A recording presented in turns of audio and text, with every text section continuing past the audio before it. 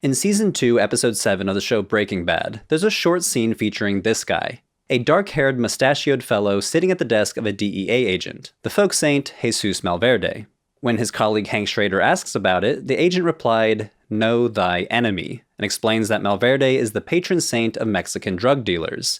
In other words, in order to catch drug dealers, he needs to get to know them, which means understanding their religious beliefs and practices. Malverde's reputation as a narcosaint was seemingly confirmed in 2018, during the trial of the notorious drug baron El Chapo Guzman. One of his attorneys claimed that the figure of Malverde miraculously appeared in their conference room the same day that Sinaloa cartel leader Jesús Zambada testified against El Chapo, suggesting that the defense team or El Chapo himself sought the saint's intervention for a miraculous acquittal. So both entertainment media and the news media cast Jesús Malverde as the ultimate Mexican narco-saint. But this is reductive. It's true that Malverde is believed to listen to the prayers of those who live outside the law, in the role of a narco-saint. But for hundreds of thousands of devotees, both in Mexico and the USA, he's revered as the angel of the poor, someone who helps the impoverished, the sick, workers, migrants, and the oppressed. His history paints him as a cheeky and charming rogue, revered for redistributing wealth from the rich to the poor, before being unjustly murdered. So, Jesús Malverde, narco-saint or not?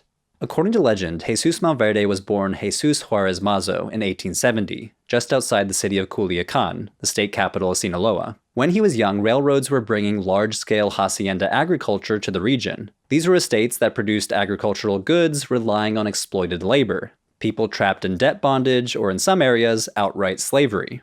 So Malverde witnessed firsthand the inequalities of the hacienda system, which allowed a small elite to rake in huge profits while nearly everyone else toiled away in the fields for next to nothing. This was catalyzed by the then president Porfirio Diaz, who had become so unpopular that the poor would eventually rise up against him in the Mexican Revolution. Depending on who you ask, Jesús Malverde was a carpenter, tailor, or railway worker, and legend has it that he turned to a life of banditry after his parents died from a poverty-related affliction, either hunger or a curable disease. Like Robin Hood, he's known as a heroic outlaw who stole from the rich and distributed the plunder to the poor. This earned him the reputation of El Bandido Generoso, a generous bandit, and it's said that his nickname Malverde derives from El Mal Verde, the green evil, as he supposedly mugged his victims as they traveled through the lush forest of the Sierra Madre Mountains. There are a lot of different stories about him, but a key legend portrays him as a rebel challenging Sinaloa's governor, Francisco Cañedo, an ally of the president.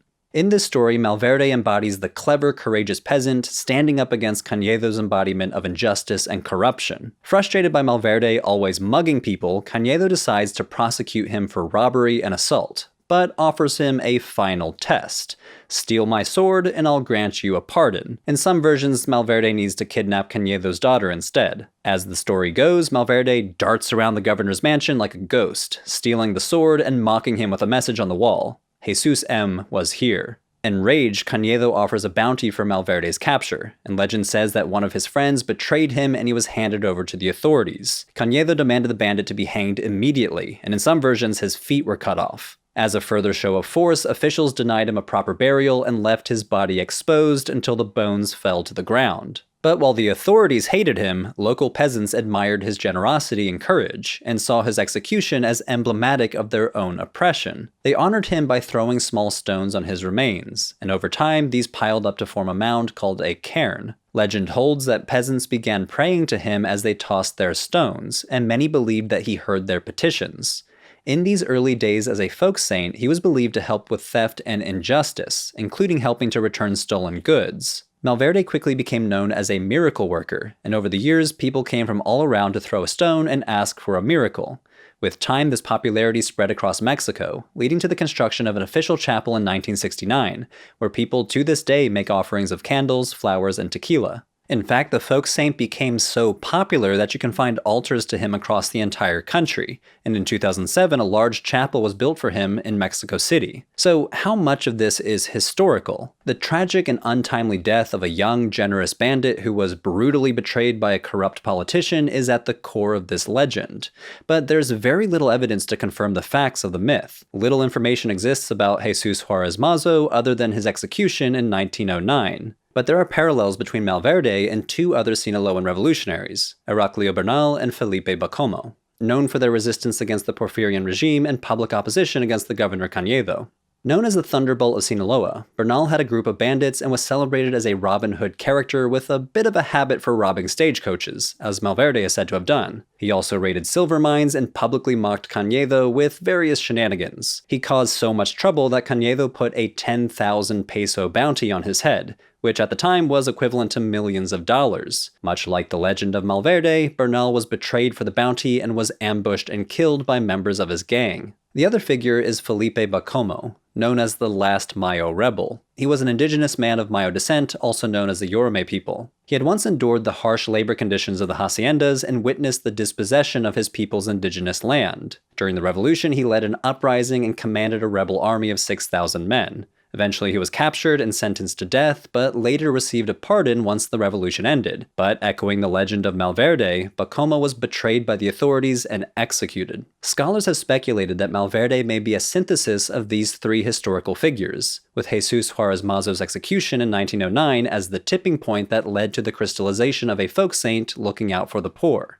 Okay, so that's the myth behind the man and the men behind the myth, but what does the veneration of Jesus Malverde look like today? Malverde's veneration is a folk form of Catholicism, which means his veneration is not officially recognized by the Catholic Church, and it's generally informal and unorganized, much like another popular folk saint in Mexico, Santa Muerte, the folk saint of death.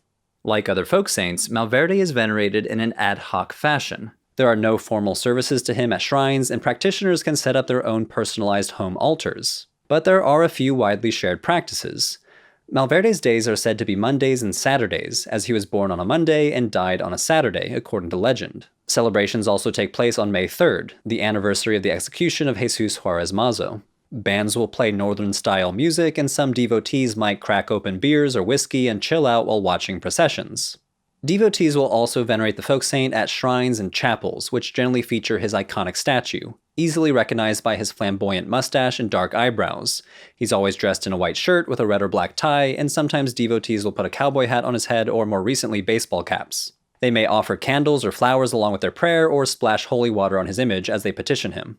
And they say that Malverde liked to live well during his lifetime, so practitioners will light cigars, cigarettes, or marijuana joints for him, or they might offer him tequila or whiskey. And because he's known to be a bit of a rogue, rumor has it that he occasionally asks for porn or even requests women to flash him. Devotees will also undertake pilgrimages to his chapel in Culiacan, even traveling long distances to the chapel to ask him for miracles. But they're not exclusive in their veneration. As a Catholic folk saint, most also believe in God and may pray to the Virgin of Guadalupe, for example. Many will petition him alongside Santa Muerte and St. Jude Thaddeus. There are even statues representing this holy trio, featuring all three saints together. Devotees may appeal to this holy trio when they really need a miracle on multiple fronts. Now, it's true that many of those involved with the drug trade appeal to him for a variety of reasons. This includes ultra-wealthy drug barons, small-time drug dealers, or drug growers asking him for help with their harvests. Many also appeal to him for helping to evade authorities. But his following extends to a wide range of people who are not involved in drug trafficking at all. Both then and now, the myth of Malverde appeals especially to marginalized groups seeking for his help to overcome hardship. Most of his devotees are from the lower socioeconomic classes of Sinaloa and northern Mexico, but his statue can be found across the country on sale in religious paraphernalia stores. People pray to Malverde for all sorts of things: health problems, money issues, family problems, love, unemployment, educational challenges, and legal or business difficulties. Malverde is believed to protect and support those that need it, regardless of social standing. And because he was a bandit himself, living outside of the law, it's believed that he won't judge you for your past or your current activities. But what about that scene in Breaking Bad calling him the patron saint of drug dealers? Like Santa Muerte, Jesus Malverde is often pigeonholed as a narcosaint, and though this is only one of his many roles, it is true that he does have links to Mexican cartels. This began in the 1970s, when Sinaloan drug baron Julio Escalante discovered that his son Raimundo was doing business with a rival cartel, so Julio ordered hitmen to eliminate him. Raimundo Escalante was shot and dumped in the sea, but was saved by a passing fisherman, seemingly miraculously because Raimundo prayed to Malverde for help. He attributed his survival to the folk saint, and throughout the 80s and 90s, Malverde veneration skyrocketed in popularity within Mexican drug cartels. In many respects, this is probably a cartel PR strategy, tying themselves with a defender of the poor. The Sinaloa cartel in particular adopted Malverde's Robin Hood image to polish their own image, portraying themselves as benefactors challenging the status quo, and they contributed to this populist image by collecting money at Malverde chapels, with the most significant donations coming from rich drug barons. The flow of drug money into the cult of Malverde has spurred more and more shrines popping up across Mexico, and even into the US.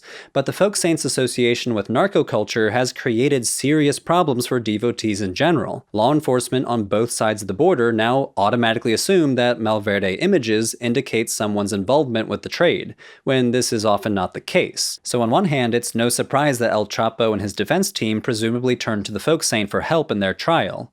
Unlike the official Catholic saints, Malverde has a reputation for being a morally gray figure, and some say he not only robbed people but also killed people during his lifetime. As an outlaw himself, some say Malverde not only overlooks criminal activities, but also helps those living outside the law. Who better for a billionaire drug baron to supplicate? But on the other hand, it's too simplistic to reduce him to a narco-saint. This overlooks his significant role as a folk saint in Mexico's Catholic communities in general. Compared to God or some other Catholic saints, many consider Malverde to be more relatable, viewing him as just your average guy. An average guy who was called to greatness, stealing from the rich to help his people in the face of oppression and poverty. This image may resonate with many facing poverty themselves today. So if that fictional DEA agent really wanted to know his enemy, he would need to consider this other side of Malverde. The fact that many devotees recognize him as a supernatural symbol of resistance, as a miracle worker who listens to their needs and helps them survive another day. This is a similar story to another folk saint, the skeletal Santa Muerte, Holy Death.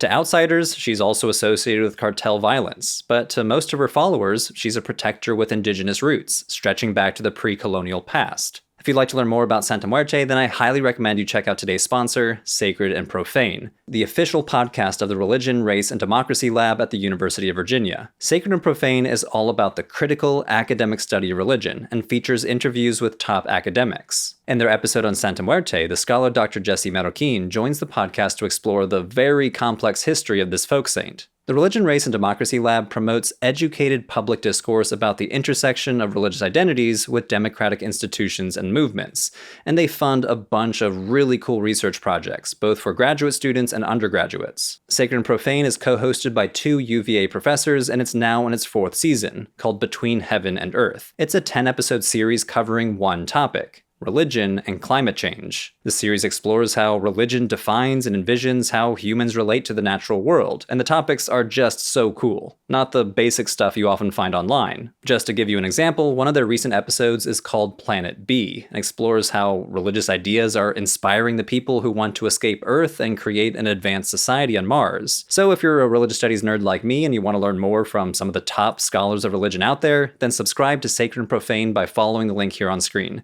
or just click the link below in the comments. Thanks, everyone.